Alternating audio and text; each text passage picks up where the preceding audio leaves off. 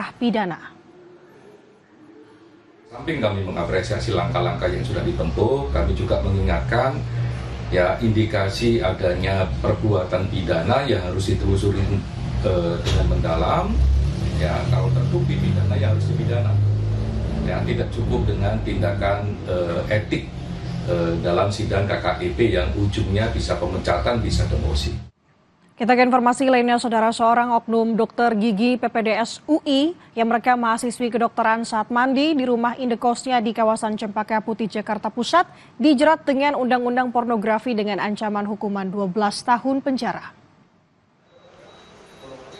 Oknum dokter gigi PPDS UI langsung ditangkap tim unit kriminal khusus Polres Metro Jakarta Pusat Senin pagi kemarin, Saudara. Aksi cabul terjadi di kamar indekos kawasan Cempaka Putih, Jakarta Pusat pada 15 April 2025 lalu. Polisi juga telah memeriksa 4 orang saksi, termasuk dengan korban. Akibat perbuatannya, Saudara, tersangka dijerat pasal 29 Undang-Undang Republik Indonesia nomor 44 tahun 2008 tentang pornografi dengan ancaman hukuman 12 tahun penjara.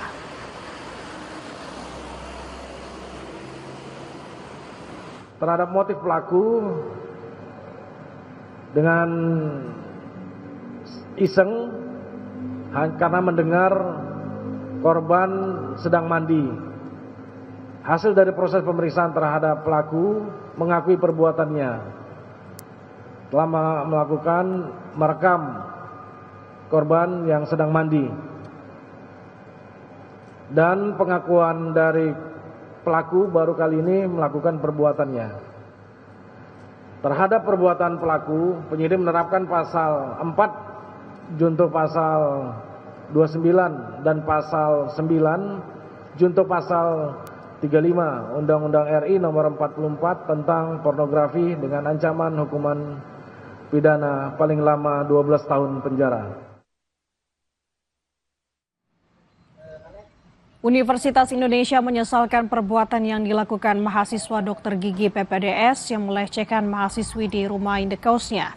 Saat ini kampus Universitas Indonesia langsung membekukan sementara segala kegiatan yang dilakukan pelaku di kampus hingga adanya ketetapan hukum.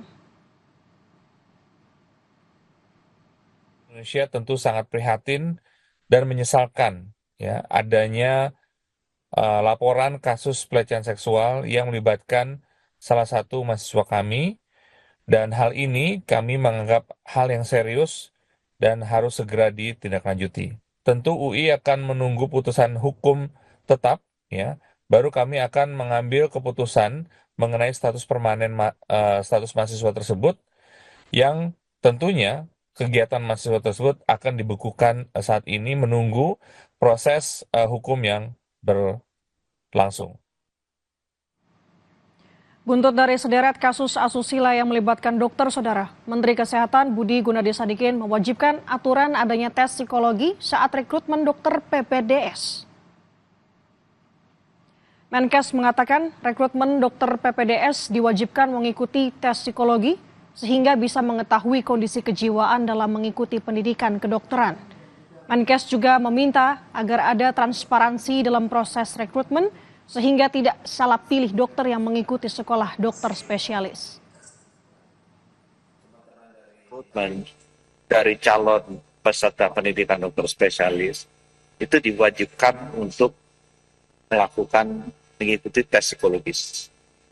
Sehingga dengan demikian kita bisa mengetahui kondisi kejiwaannya dari bersangkutan untuk bisa melakukan pendidikan ini dan nantinya akan bisa melayani masyarakat dengan sebaik-baik.